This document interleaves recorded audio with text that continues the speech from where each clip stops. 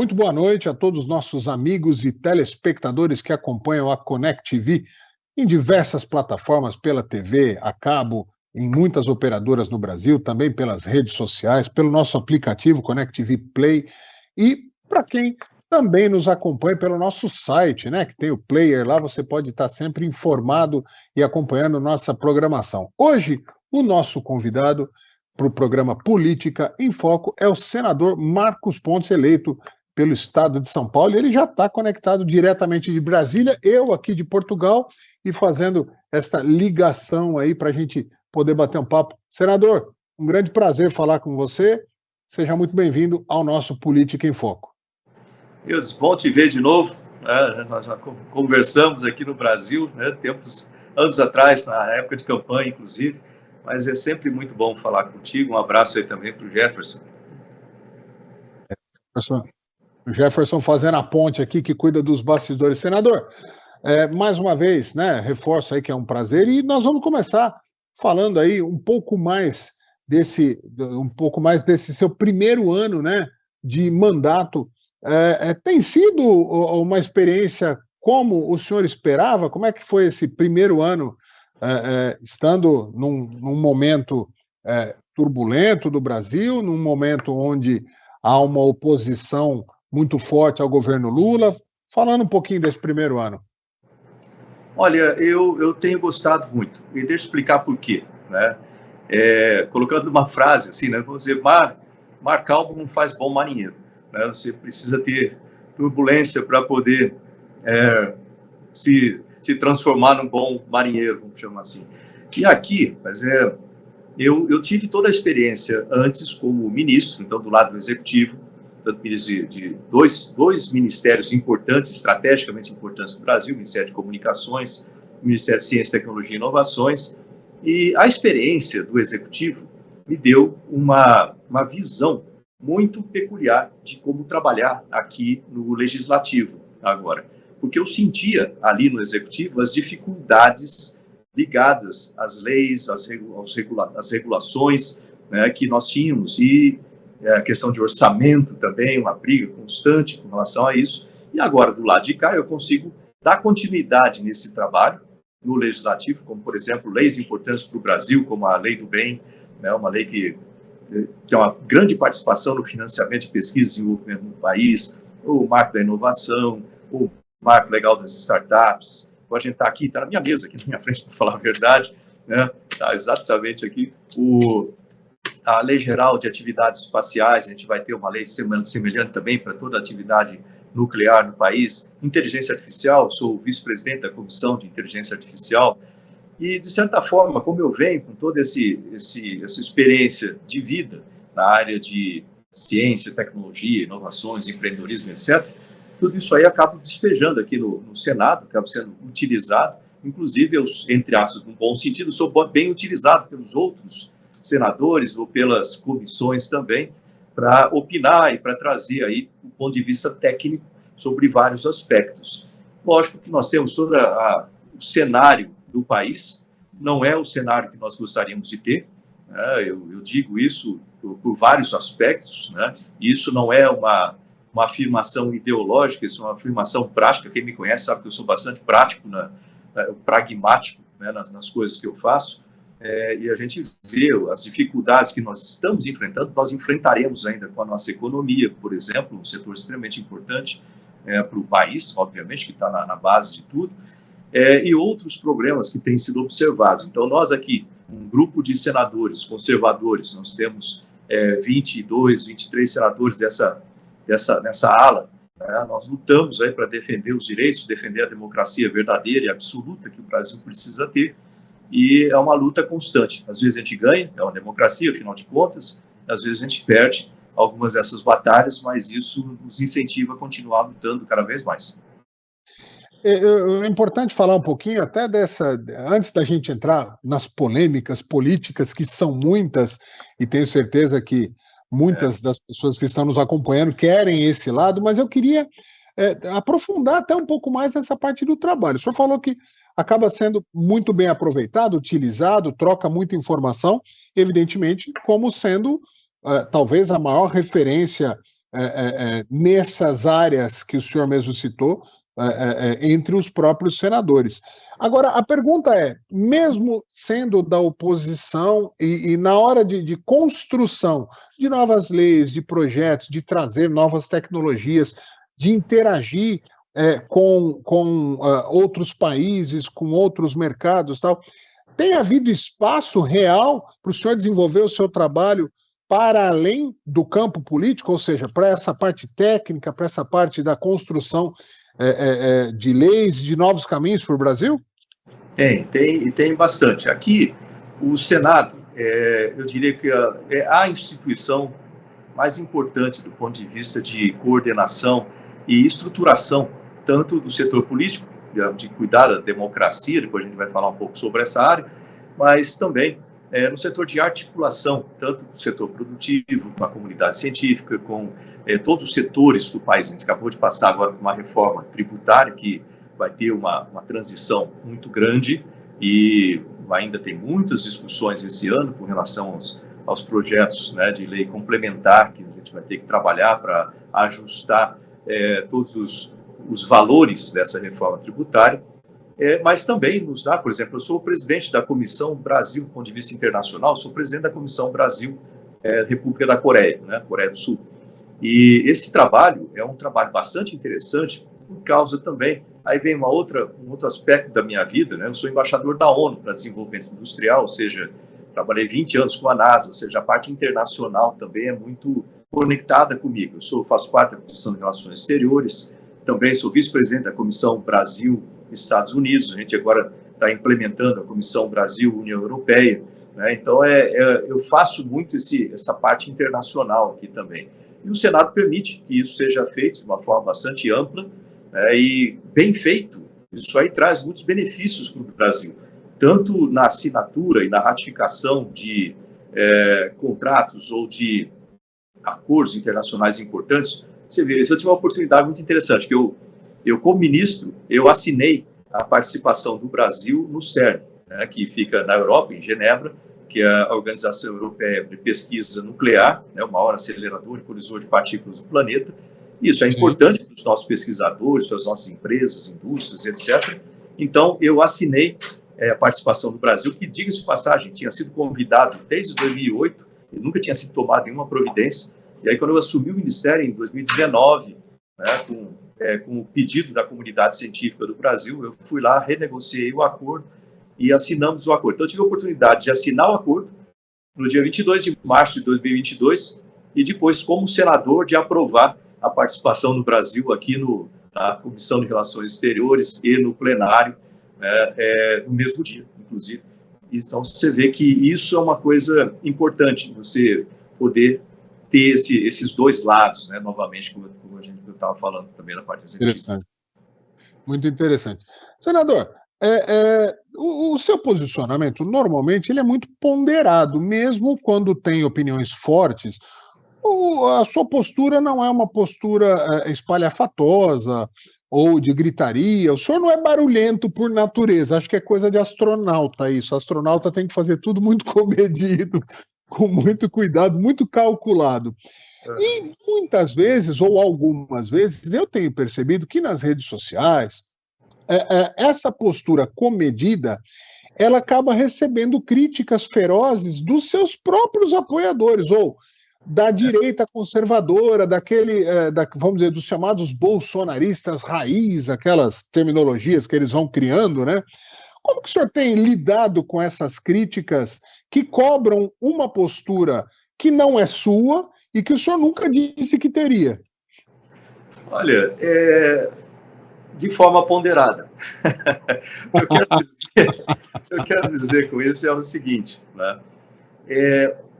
Grande parte, infelizmente, grande parte da população desconhece como são os trâmites no legislativo, né? Como que você faz? Por exemplo, se você quer fazer o impeachment de um ministro do STF, né, não depende de um senador, depende de todo um processo que tem que ser feito de uma forma muito complexa, estruturada. A probabilidade chega a ser muito baixa por causa dessa complexidade que está na Constituição, né, e E tudo isso depende do número grande de senadores para que qualquer ação dessa característica seja aprovada. E o que aprova isso, na verdade, não são gritos, discursos bonitos, eles são bons para chamar atenção de certas coisas, né? Discursos inflamados, vamos chamar assim.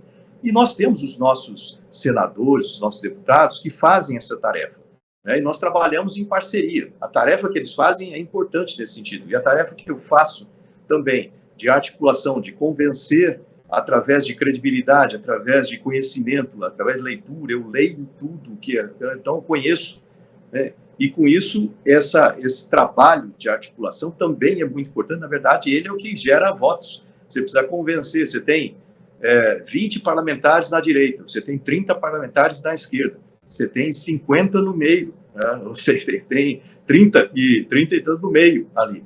Você vai ter que convencer esses do meio. E como é que você convence? Vai ser gritando lá? Não. Vai ser mostrando fatos, etc. Então, quando eu vejo, né, essas críticas, eu entendo o lado, né? A população, ela, assim como eu, fica uma agonia de ver as coisas acontecerem.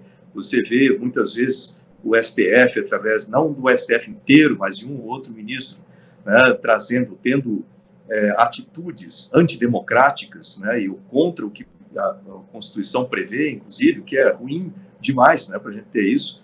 Né, e então você fica com essa agonia. Como que a gente vai fazer isso? A gente, obviamente, pressiona aqui o presidente Pacheco, a gente conversa com os líderes. Eu sou vice-líder do PL e da Rede, né? A gente tem o Vanguarda aqui, que é esse bloco que faz, eu sou vice-líder do bloco, então eu participo das reuniões de líderes, eu coloco esses pontos e de uma maneira que o pessoal me ouve. Isso é importante, né? Então, o trabalho vai sendo feito.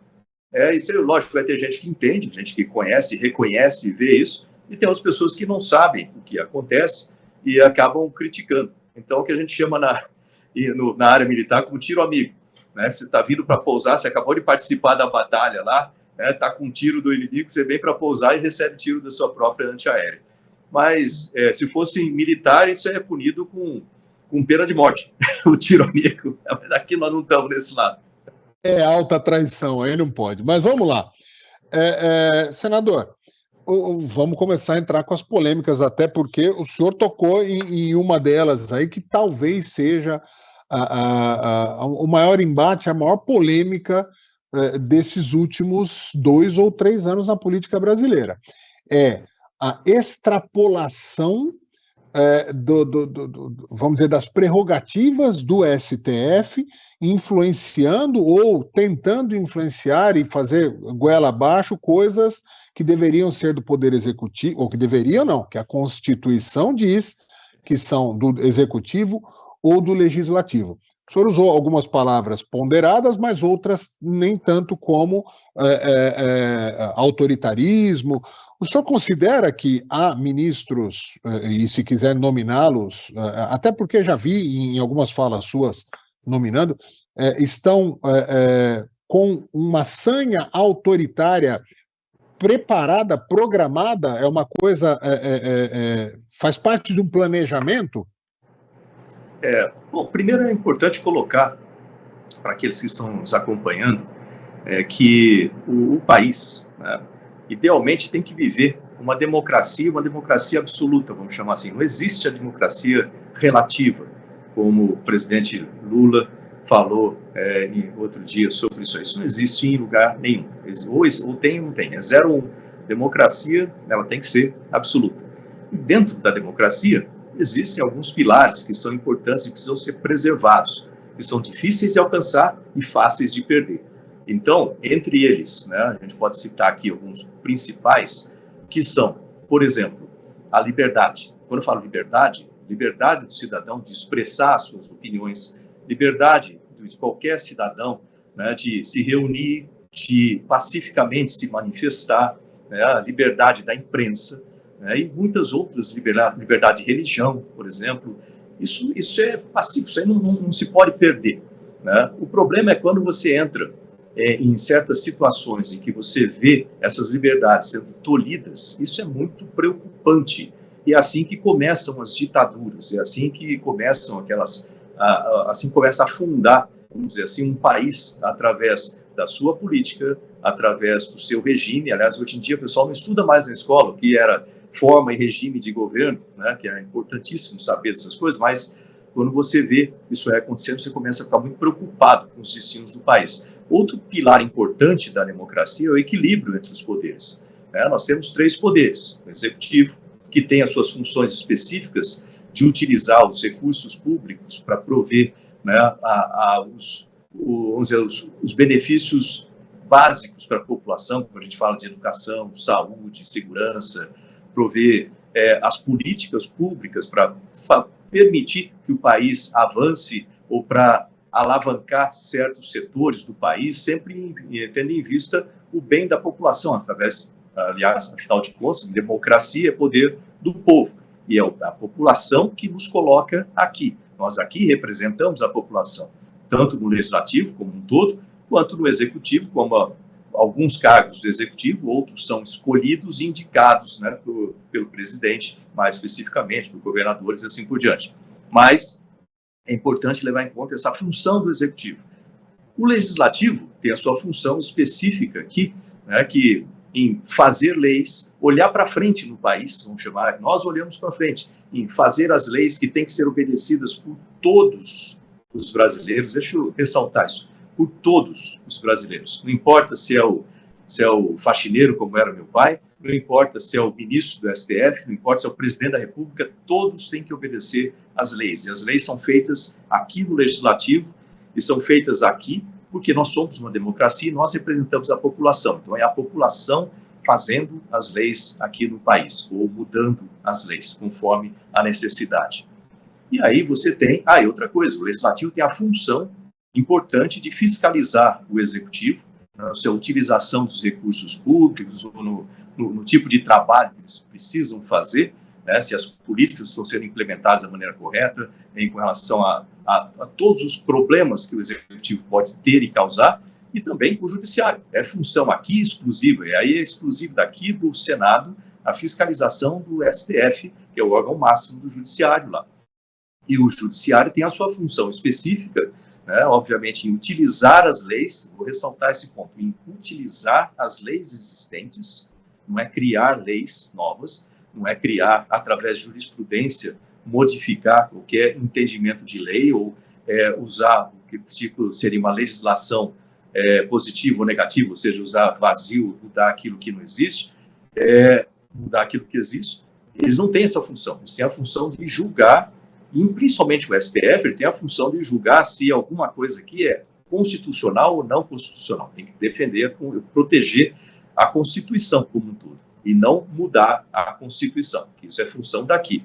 E o que nós vemos, o que nós temos visto, muitas vezes, é uma atitude do Judiciário, principalmente do STF, falando mais especificamente, tentando invadir principalmente o Legislativo, ou seja, legislando, criando jurisprudências que mudam ou mudando interpretações. E isso não pode acontecer em lugar nenhum. Então, isso aí tem sido tema aqui de muitas discussões aqui no Congresso, especialmente aqui no Senado. Nós já temos algumas ações, né, em andamento com isso, com a PEC 8, né, que ela restringe aí o voto monocrático, por exemplo, e outras, né, que precisam ser tomadas, são atitudes que precisam ser tomadas. Mas eu acho, voltando ao ponto de vista do bom senso, a melhor coisa para o país seria se os líderes de cada um, né, dos 3 poderes, se reunissem e falassem: gente, vamos tomar uma atitude aqui de colocar as coisas no lugar, cada um na sua caixinha, e fazer a coisa conforme está previsto na Constituição. Isso aí resolveria de uma maneira muito mais fácil, sem qualquer tipo de conflito. Mas é aquela coisa, se for ver qual foi o presidente americano que falou isso uma vez? Um dos discursos, se não me engano, foi o Reagan, que falou assim: olha, nós apreciamos e nós queremos a paz, nós queremos a harmonia, nós vamos negociar pela paz, a gente vai conversar, mas a gente nunca vai se render. É exatamente isso que a gente faz aqui. Senador, fazendo um passinho mais provocativo, o senhor acha que essa tentativa, e reforçando É por falta de conhecimento ou é por excesso de conhecimento dos caminhos? Ou seja, o STF e uma parte do Poder Executivo estão forçando a mão para justamente deixar com que a população e os próprios políticos, os agentes políticos, se amedrontem e aceitem tudo, ou é só uma, vamos dizer, uma falta de bom senso? Porque a impressão que a gente tem como população, e eu me considero uma pessoa do povo comum, só que gosto muito de política, me mantenho bem informado. A impressão que eu tenho é que é um planejamento, desde do erro do 8 de janeiro, que foi tomado como uma espécie de bandeira única, que a gente ouve isso todos os dias. Qualquer assunto a gente volta para os movimentos antidemocráticos, qualquer coisa que não concorde com o governo passa a ser antidemocrático. Qualquer coisa que critique o STF é tentativa de golpe.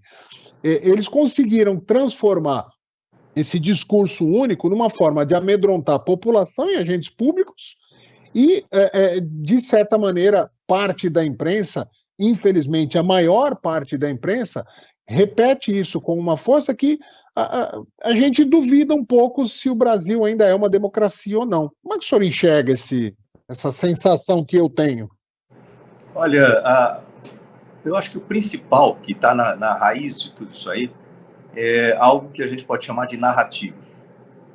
Se você olhar, inclusive isso esteve numa fala do presidente, não sei aonde, ou em qual ocasião, que ele falou, nós precisamos achar uma narrativa para fazer com que isso aconteça. Na prática, narrativa, muitas vezes, ela é um sinônimo de mentira. Narrativa é um sinônimo de eu vou te mostrar uma coisa que parece verdade para que você acredite naquilo, né, e para que você mude a sua opinião, a sua atitude, qualquer coisa, seu comportamento baseado em uma narrativa de alguém. E isso é muito ruim, principalmente porque essas narrativas elas são amplificadas ou são distribuídas de uma forma enorme, né, e aí entra o que talvez, como você colocou, eu imagino que seja isso que você está querendo falar, como um plano, uma arquitetura, né, de forma a perpetuar um poder, né, ou ampliar um poder.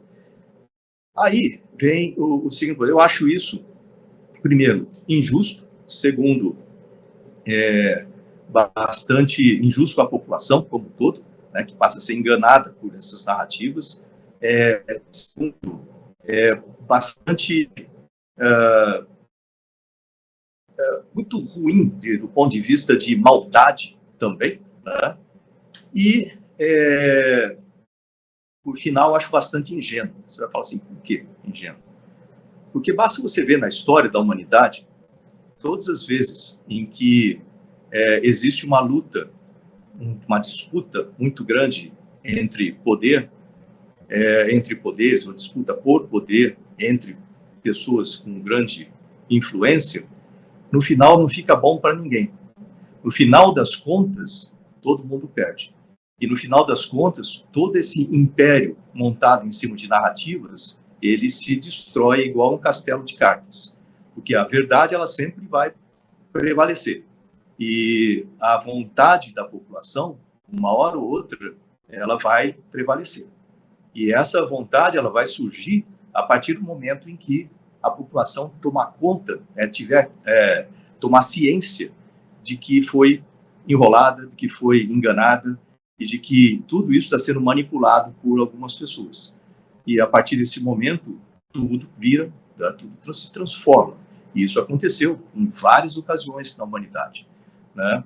Tem uma frase, inclusive, do Gandhi, que eu acho bastante interessante para quem assistiu o filme do Gandhi, conhece a vida dele. No finalzinho do filme, eles põem essa frase dele, que é algo mais ou menos assim. Toda vez que e isso vale também quando você falou para a população, às vezes fica desesperada com as coisas, e eu também me sinto assim, mas eu lembro dessa frase dele, que ele fala assim, olha, quando eu me desespero, eu lembro que ao longo de toda a história da humanidade, nós sempre tivemos assassinos, tivemos tiranos, e durante algum tempo eles parecem invencíveis. Mas no final, todos eles caem. né? Pense nisso, todos caem. Vamos pensar e torcer, quem sabe. Vamos lá. Senador, nesse momento, a gente assiste na política americana um ressurgimento com plenos pulmões, de uma forma avassaladora, de Donald Trump, que foi completamente esculhambado, que foi acusado de coisas relacionadas à invasão do Capitólio, uma narrativa que parece, e não sou eu que estou dizendo, vários analistas falam que tudo que acontece no Brasil é só olhar 2 anos antes nos Estados Unidos, que é quase uma repetição. O senhor enxerga que há nos Estados Unidos, e que isso também pode acontecer ou deve acontecer no Brasil, há uma conscientização da população que foi enrolada, que se criou demônios onde não existiam, que se conspirou para transformar um em muito bonzinho, outro em muito malzinho, e não deixar que o jogo fosse justo, e que isso pode acontecer no Brasil também, com os atores políticos nacionais? Sem dúvida, eu acredito mesmo nisso aí, mesmo porque isso que eu acabei de falar na resposta anterior, é exatamente isso, tem toda essa indicação. Pode acontecer a curto prazo, a médio prazo, a longo prazo, mas uma hora acontece, e vai acontecer aqui também. Inclusive, quando você falou do Capitólio, lembrando o nosso 8 de janeiro aqui, né, onde as pessoas insistem, algumas pessoas insistem em colocar como se fosse um golpe, como se fosse uma tentativa de tomar o governo, coisa assim do tipo. É bom lembrar que é só você parar para raciocinar um pouco, usar um pouco de lógica e bom senso, para ver que nenhum golpe minimamente pensado ou tentado, ele pode ser feito sem armas, ele pode ser feito sem uma liderança específica, sem um planejamento específico, sem um objetivo claro, né? E uma manifestação, infelizmente, uma manifestação muito mal, que terminou muito mal, com depredação de patrimônio público, que é realmente incorreto, mas não é a primeira vez que aconteceu, inclusive aqui em Brasília, mesmo lá como ministro, eu já tive vidros lá do Ministério sendo quebrados por manifestação, não tinha absolutamente nada a ver com o Ministério, mas você acaba entrando o prédio acaba entrando na conta, ou seja, não é a primeira vez, já teve manifestação de MST aqui no Congresso e outras manifestações que depredaram bastante o patrimônio público. Isso é errado em qualquer circunstância, mas chamar isso aí de um golpe de Estado seria uma extrapolação muito grande de um fato, né? Outra coisa, também falou de golpe. O golpe, como é chamado de uma forma geral, né, falado sobre quando a presidente Dilma teve um impeachment, né? Isso não foi um golpe, foi um impeachment previsto na Constituição e feito conforme prevê a Constituição. Você só precisa lembrar da Constituição, ler a Constituição, né, e observar as coisas que são feitas com base na lei. E ninguém é obrigado a fazer ou não fazer alguma coisa, senão por força de lei. Está escrito na Constituição, esse tipo de coisa, né? E está previsto tudo isso lá. Com relação aos Estados Unidos, eu acredito que o presidente Trump e o lado, vamos dizer assim, mais da direita vai retornar nos Estados Unidos e com bastante força, embora existam vários movimentos, né, buscando dificultar isso aí, com impedimento de colocar o nome no ballot, ali no papel de voto, vamos chamar assim, né?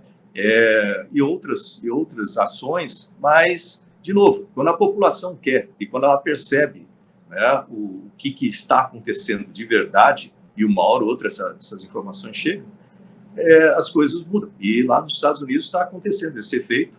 Você vê que a própria economia dos Estados Unidos também sofreu muito nos últimos anos aí, com o aumento. Se você olhar quem costuma ir para lá, quem conhece, vê o preço das coisas aumentando de uma forma bastante grande nos Estados Unidos, e isso mexe muito com a população. Quando começa a entrar no bolso, ou sair do bolso da população, não entrar, né, aí as coisas começam a complicar, né, nesse sentido.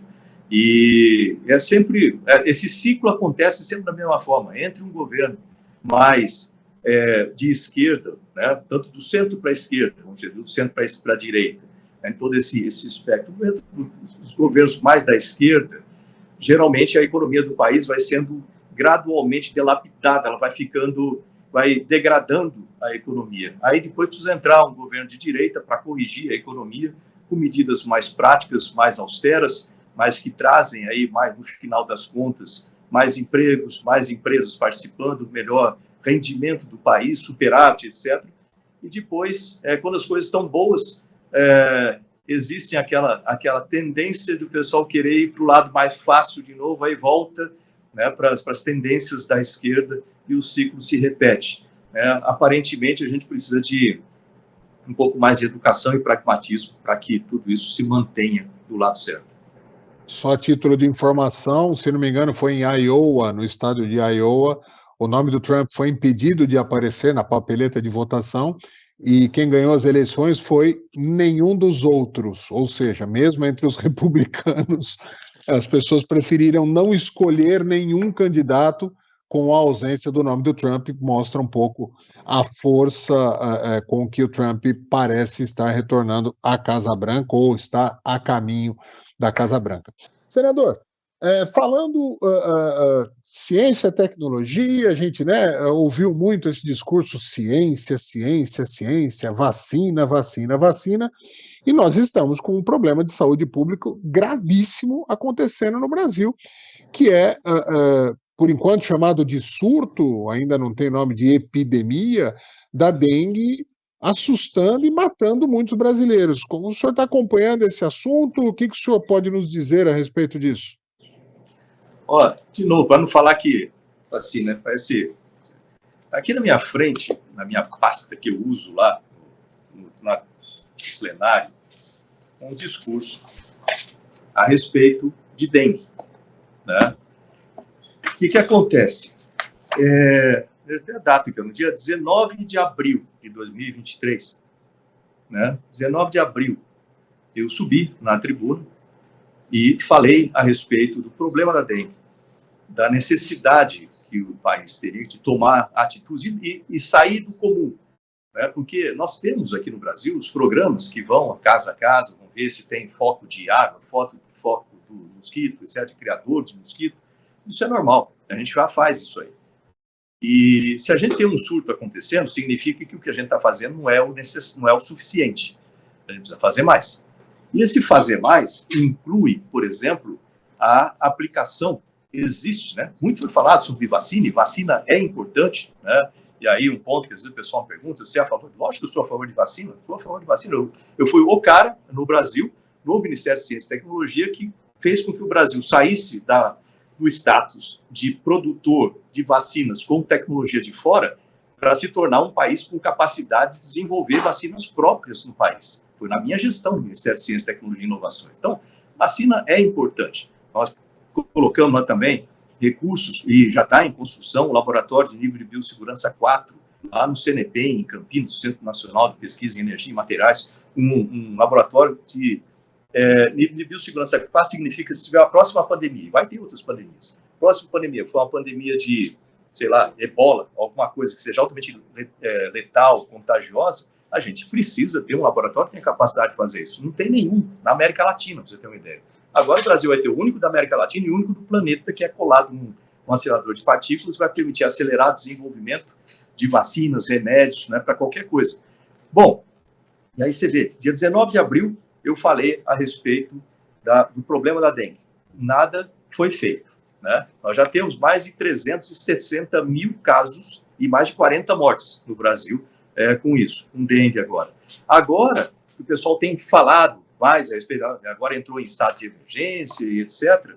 Mas veja bem que no dia 2 de março de 2023, né, um pouquinho antes da minha fala, a Anvisa já tinha aprovado, de acordo com a resolução 661 de 2023, a vacina japonesa, é uma vacina japonesa para dengue. Já aprovado. E o Brasil está trabalhando em vacinas também, com essa estrutura que eu criei aqui. O Brasil está trabalhando também lá em Minas Gerais, lá no Centro de Tecnologia de Vacinas, Centro Nacional de Tecnologia de Vacinas, também o nosso Instituto Butantan, no meu estado de São Paulo, também trabalhando com isso. Mas nós já temos essa vacina japonesa aqui.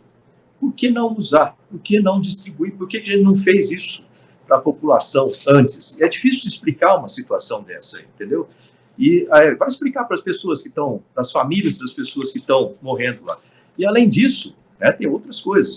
Tem um monte de tecnologias novas que você consegue colocar, por exemplo, fazendo mutações nos mosquitos, né, e você solta essas mutações, né, em mosquitos modificados, que acabam reduzindo as populações ou impedindo que esse mosquito carregue a dengue. Tem uma série de outras atividades que já foram completamente demonstradas em outros países, como Índia, etc. E por que a gente não usa isso aqui no Brasil? Entendeu? Tem que deixar acontecer para tomar uma providência. Isso é inaceitável. E aí eu volto a puxar a orelha da imprensa, que nesse momento ela praticamente terceiriza o problema para a população. Ela só culpa a população, que a população não é educada, que deixa, que não se cuida, que não faz os trabalhos de prevenção. A imprensa, ao invés de fazer as devidas e respeitosas críticas que podem ser feitas, boa parte da imprensa, com raríssimas exceções, passa a mão na cabeça do governo federal e terceiriza a solução exclusivamente para a população. Bom, mais um tema que eu acho que é altamente relevante e que tenho visto em suas falas o tom de indignação é a reoneração da folha de pagamento, que é um desserviço para o crescimento do país.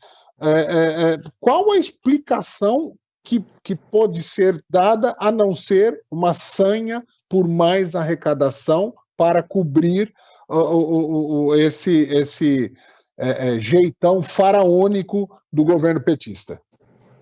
Essa é uma coisa que nós vamos derrubar aqui, essa situação, a desoneração da folha. Você vê o que acontece? Isso aí foi feito, aqui foi votado, né? Então, foi dado a prorrogação da desoneração da folha. O Efraim trabalhou bastante nisso. Nós fomos lá para defender porque é importante, já explico por quê. Às vezes o pessoal ouve desoneração da folha, parece que isso é só bom para quem tem empresa. Não é isso, não. Daqui a pouco eu explico isso. Mas foi feito, foi aprovado aqui, e aí foi lá, o presidente vetou essa parte. Faz parte do processo, né? Esse é o processo democrático. Passa lá a lei para o presidente, ele vetou esse pedaço, e voltou para cá, derrubamos o veto. Agora, eles mandaram uma medida provisória. Só que o que eles fizeram? Colocaram 4 itens na medida provisória, né, para tentar fazer passar em bloco. Né? Vamos passar a boiada, vamos chamar assim, né, para lembrar de coisas que a gente ouviu muito sobre esses negócios. E aí, nesse sentido, ontem nós conversamos com o presidente Rodrigo Pacheco no plenário, e a ideia era devolver essa medida, simplesmente, né, porque não faz sentido, às vezes, mudar uma coisa que, por medida provisória, uma coisa que foi votada pela população do Brasil, representada aqui. Então, o que ele conversou com o governo é que eles vão mandar uma outra medida provisória, cancelando essa parte dessa medida provisória, para que fique só o restante que não incluía. Isso é o que foi falado. Agora, vamos ver se isso vai acontecer. Então, a gente vai estar de olho aqui, né? Isso aí está muito no nosso foco aqui. Por que isso é importante? Igual a reforma tributária. Outro ponto extremamente importante. O governo, ele tem... a falha comum dos governos socialistas é a seguinte: de você querer ter um governo com o tamanho de um elefante e com a rapidez, vamos chamar assim, de um elefante, isso se torna um governo ineficaz, um governo grande, que gasta muito para a manutenção da máquina pública. Isso é muito ruim. O governo, idealmente, tem que ser um governo pequeno. Isso é o que nós, no Partido Liberal, pensando em uma economia liberal, nós defendemos isso. É um governo enxuto, um governo pequeno, que não atrapalhe o setor privado, que ajude o desenvolvimento de empresas, do setor produtivo do país, e que custe pouco para a população. E aí você sobra mais dinheiro para você investir no que precisa vir do governo, com a educação básica, toda a parte de saúde, a parte de segurança pública, que está calamitosa. A gente precisa de recursos para fazer isso aí, e não para ficar pagando salário simplesmente dentro do governo. E com isso o governo tem que diminuir. Em vez de diminuir, o que ele fez? Aumentou de 23 para 39 ministérios. Então, isso é um sentido completamente oposto a isso. E nesse sentido, né, como você vai precisar de mais dinheiro para arrecadar. Aí vem uma outra decisão incorreta. Em vez de você reduzir os tributos para aumentar a arrecadação, parece meio contraditório o que eu falei, mas é assim mesmo. Você reduzir os tributos para aumentar a arrecadação, você aumenta os tributos, e com o aumento de tributos, né, com uma reforma tributária que vai aumentar os tributos, ou buscando qualquer tipo de dinheiro, né, e que prejudique o setor privado, é igual você prejudicar a galinha dos ovos de ouro. É o setor privado que produz empregos, é o setor privado que paga os impostos, né, que vão sustentar o governo e as ações que o governo tem que fazer, as políticas públicas. É no setor privado que você vê o desenvolvimento, por exemplo, de novas tecnologias, de novos serviços que vão gerar mais produtos e mais serviços, vão gerar mais nota fiscal, mais empregos. Então, quando você reduz o tributo, você dá às empresas e melhora o ambiente de negócios também, né, que é um todo, não é só a questão do tributo, você dá às empresas mais fôlego para investirem, em desenvolver mais no Brasil, mais empresas vão vir ao Brasil, ou vão ser desenvolvidas no Brasil, gerando mais produtos. Cada vez que você vende mais produtos, você gera mais tributos em quantidade, e também você dá à empresa, isso vem direto com essa desoneração da folha, mais fôlego para contratar gente. Pessoas com emprego, elas vão e gastam mais, elas gastam no comércio, alimentam o seu comércio ali da sua comunidade, da sua vila, do seu município, e com isso você, de novo, é um ciclo, e aí você reforça, você fortalece. Ao contrário, se você aumenta o tributo, né, que já está alto no Brasil, é extremamente alto no Brasil, você aumenta o tributo, você está no topo da chamada curva de Laffer. Quando você aumenta o tributo, o que vai acontecer? Vai aumentar a evasão, vamos dizer assim, as pessoas não vão pagar, vai fazer de tudo para achar uma maneira para não pagar impostos, né, para fazer coisa errada, vai quebrar empresas quebradas, elas mandam embora funcionário logo no começo, as pessoas perdem emprego, param de produzir, ou seja, vai no sentido oposto. Então, é importante o governo botar a mão na cabeça e usar mais economistas que pensem com, vamos dizer assim, com lógica, né, e com investimento na cabeça, para que a gente possa ter aqui no Brasil a melhor situação. E a gente briga aqui no Senado, na Câmara, os deputados e senadores que trabalham pela economia do Brasil, né, fortalecer a economia, a gente briga para evitar esse ataque nas empresas ou no setor produtivo do país. Duas máximas, né? A primeira é que governo nenhum produz riqueza. Quem produz riqueza são as pessoas, né? Não é o governo. Então, são as empresas, principalmente. E segundo, que é só fazer uma análise. Onde estão os melhores salários do mundo? Nos países liberais ou nos países com governos inchados? Então, eu não preciso responder. Pesquisem, né, senador? Se as pessoas pesquisarem, vão descobrir. Senador, para finalizar, um momento mais leve aqui. Recentemente, o senhor foi homenageado por um entrevistado que eu tive o prazer já de falar por 2 vezes, doutor Ives Gandra Martins. Eu imagino que tenha sido um momento muito importante, muito gostoso de ser homenageado, né?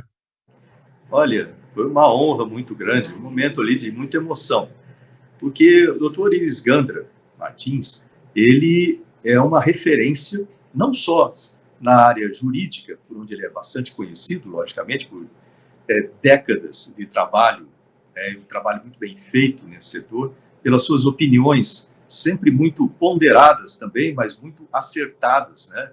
Eu vamos dizer assim, me inspiro muito, né, na maneira que ele trabalha, mas também por outras áreas, né? Na área literária, por exemplo, esse é um lado que muita gente não conhece, e como pessoa, é uma pessoa sensacional. Então, receber essa homenagem foi uma medalha, né, dada ele tem o nome dele, né, que é o Tom, ele é o doutor Tom Ives Gandra, e isso é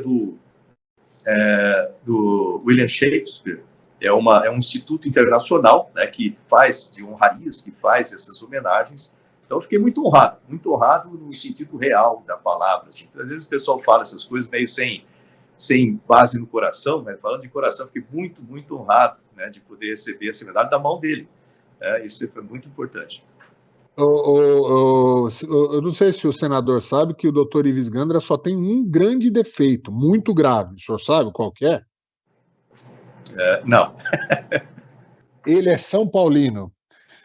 Sabia que vinha alguma coisa assim. É um defeito terrível a paixão que ele tem pelo São Paulo Futebol Clube, mas fora isso, ele é uma pessoa sensacional. Nesse tom de descontração aqui, quero agradecer mais uma vez a sua simpatia, cordialidade, presteza em nos atender. A Connect TV permanece sempre como um canal aberto, democrático, plural, onde as pessoas, as autoridades, os políticos têm o espaço sempre garantido para dar as suas opiniões, para ouvir, né, os nossos anseios também, as nossas perguntas, e fico muito feliz de ter compartilhado essa quase uma hora de entrevista com o senhor mais uma vez. Muito obrigado, senador. Deus, obrigado a vocês, obrigado por defender e mostrar, né, fatos reais, né? Isso é importante para a população ter a informação correta, é importante essa informação, como a gente conversou aqui no meio, muitas vezes o pessoal fica agoniado, né? A gente fica aqui também, mas como a gente está com as ferramentas na mão, você fica, mas ataca o inimigo ali de frente, inimigo, vamos chamar assim, o adversário em termos de ideias, né? E às vezes o pessoal fala, o que está sendo feito aí no Senado? O Senado não faz nada, não. Para aquelas pessoas que estão assistindo e têm esse sentimento, saibam que nós estamos fazendo, sim, aqui muita coisa. Nós temos um time muito bem azeitado, vamos dizer, muito bem organizado. É um time pequeno da oposição, mas que a gente consegue resultados expressivos para o tamanho que nós somos e nós precisamos crescer. E esse é o ponto que eu quero trazer. Cada um de nós aqui tem as suas especialidades. Eu trabalho de uma certa forma, né, o Magno Malta trabalha de outra forma e assim por diante. Cada um tem a sua maneira de trabalhar e contribuir para o grupo. Todas as nossas contribuições são importantes. É igual quando você vai... Lembra que eu sou militar, sou piloto de combate, sou piloto de caça, né? Eu fui treinado justamente para combate. E a gente sabe muito bem que você precisa ter vários tipos de vetores, de aviões diferentes para que você tenha sucesso dentro de um combate. Não é só um tipo de avião, só avião de reconhecimento não ganha guerra, só avião de caça de baixa altura, vamos dizer assim, de bombardeio, não vai ganhar, você precisa de combate lá em cima também. Então, cada um tem a sua especialidade, a gente precisa desse trabalho junto e coordenado. Mas também é importante a massa, precisa de mais senadores aqui, deputados. Então, o que eu quero aproveitar esse momento e pedir para aqueles que estão assistindo, que querem ver essas mudanças acontecerem no Brasil, a maneira que nós temos como população é o voto, né? E você prestar muita atenção, né, que em 2026 nós temos a troca de 2 senadores por estado. 2 senadores por estado. E nós precisamos de mais tropa aqui do lado da direita, do lado conservador. Então, preste atenção nos candidatos, né? Preste muita atenção nos candidatos e vote naqueles que vão nos apoiar aqui dentro, vão entrar no nosso time, que são confiáveis. Porque não adianta nada o cara usar o nome, etc., e depois chega aqui e muda de lado. Então, a gente precisa ter, né, gente confiável. Preste muita atenção, vote direito, traga mais senadores para cá e deputados conservadores, e com certeza o Brasil vai melhorar como um todo e seguir o exemplo aí dos Estados Unidos, né, que vai voltar aos trilhos também daqui a pouco. Muito bem, senador. Também fica o convite, aguardo uma visita do senhor aqui a Portugal, vai ser muito bem recebido e tenho certeza que uma hora dessas isso vai ser possível, a gente vai se encontrar pessoalmente, seja aqui em Portugal, seja aí no Brasil. Muito obrigado mais uma vez. Encerramos assim o nosso Política em Foco de hoje, uma entrevista muito proveitosa, muito interessante com o senador Marcos Pontes. Ficamos por aqui, espero que vocês tenham gostado, continuem conectados com a Connect TV.